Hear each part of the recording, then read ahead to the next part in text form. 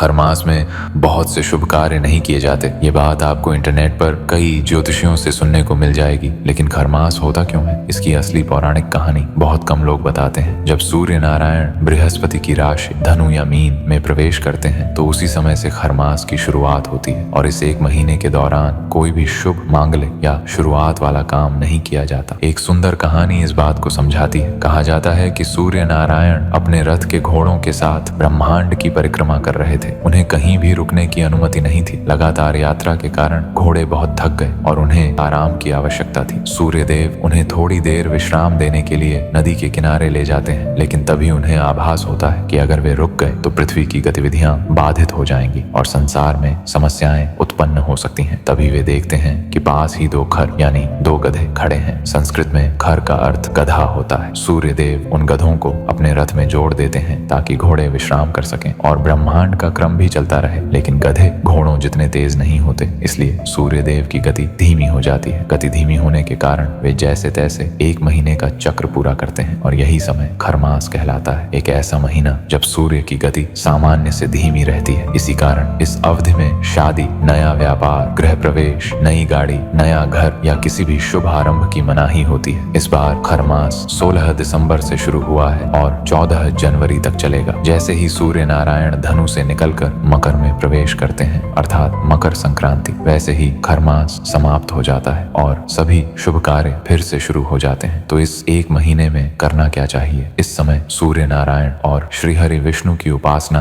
अत्यंत फलदायी मानी गई है। रोज सुबह सूर्य को अर्घ्य दें। संभव हो तो आदित्य हृदय स्तोत्र का पाठ करें। इस पर आपकी क्या राय है? हमें कमेंट में बताएं। इसे शेयर करें और ऐसे ही कंटेंट के लिए फॉलो करना न भूलें।